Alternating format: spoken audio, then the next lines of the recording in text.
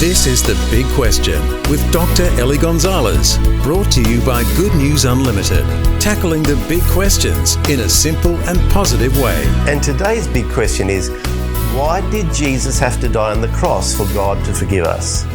This is a really big question. The death of Jesus on the cross is at the very heart of the Christian faith, and it is also the reason why some people can't accept it. It's because they haven't understood what it's all about, and that applies to both people who don't believe in Jesus and also to some who have chosen to follow him.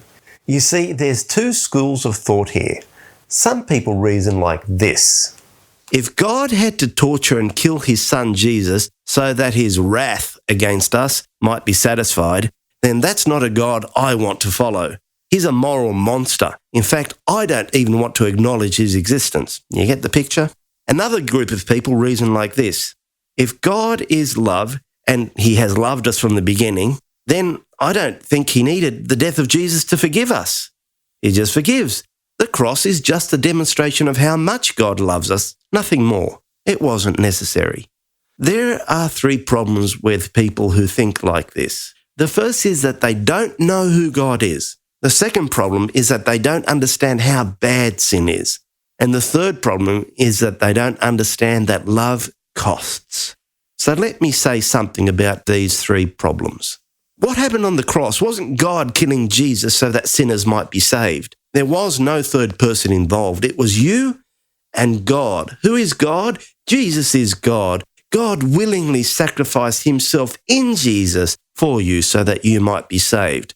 And that puts a completely different spin on things. How bad is sin? It's really bad. It's eternally bad. It costs your eternal separation from God. There is a cost. Only an eternal price could address it, and only God could provide it because only he has eternity within himself. And God provided the eternal remedy at the cross. Does love cost? Of course it does. Anyone who has ever loved knows that love costs because love at its heart is giving. And if that applies to our limited human love, how much more does eternal love cost? More specifically, forgiveness costs. It hurts. It means giving away what you deserve, your rights, for the sake of another. And if you want to see how much the forgiveness that God offers you cost him, look at the cross. Jesus prayed, if there be any other way, but there was no other way. And because he loved you, he went through with it. So, you see, the cross isn't just some sentimental appendage to the Christian faith. It's not just an illustration of the love of God. It is the means, the only means by which the love of God saves. That's why the cross sits bang smack in the middle of what it means to become and to live as a Christian. You know, it might be time to reconsider the cross again.